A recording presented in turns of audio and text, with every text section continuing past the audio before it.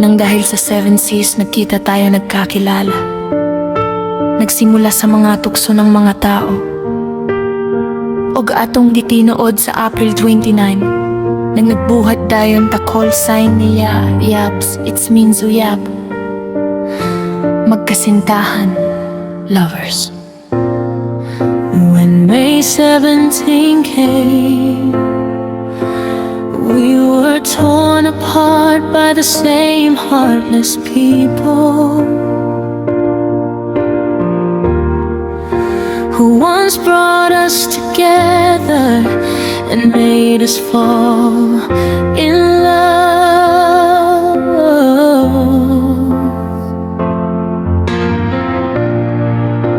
But after all that, people, they all show the reason why we hurt.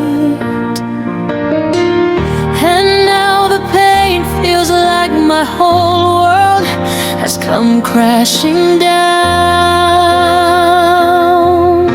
I feel my heart falling apart. Buti na lang nauntog ang iyong ulo at hindi ka na nagpautong mga taong walang ambag sa ating ginawang mundo. May duwantiwat nagbalikan tayo dahil sa ginawa kong kunwaring blackmail sa'yo.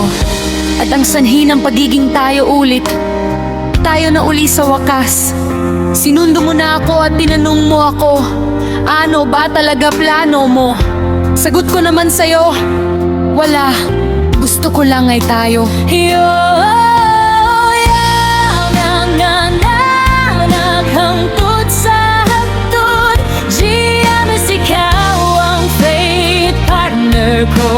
Char, walang new love ng buhay ko. I'm totally, truly blessed by the Lord, because He gave me both of you, my Pangasius faith and my dear Nana Charwelny.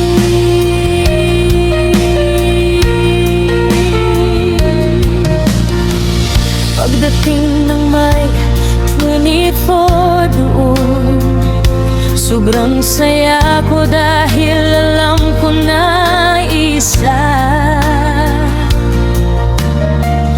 na tayo, we already said, because of our blood to blood.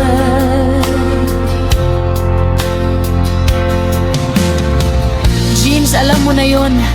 Ano ibig kong sabihin? Alam ko na ikaw ay akin na, at ako'y ay sa'yong iyo na. Nagsimula lang isang biro-biroan at tukso-tuksoan ang nagkatuluyan.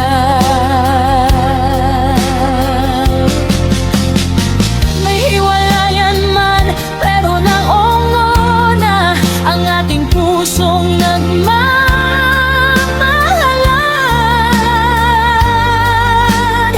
If I were given the chance to choose the life I want, this is the life I would choose. To be with the two people I love most, my Pangga and my dear Nanako.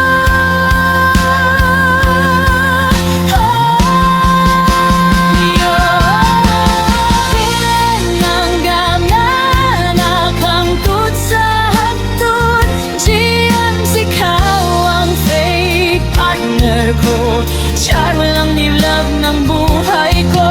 I'm truly, truly blessed by the Lord, because He gave me both of you, my Pangasius faith and my dear Nana Charwelny. Sobrang buo na kaligayahan ko ng Julie, dahil dumating anak ko sa tahanan natin.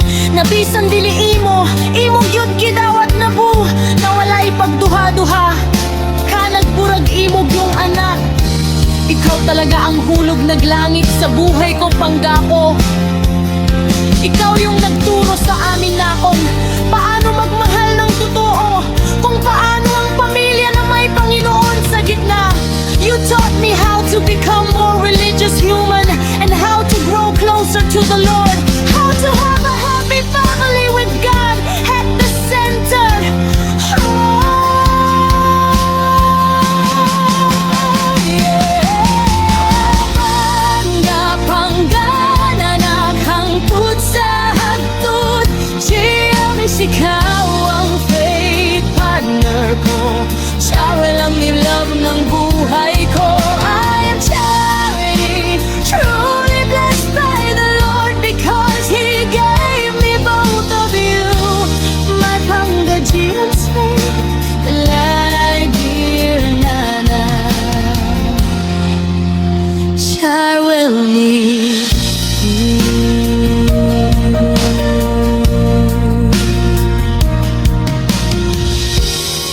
sent you into my life.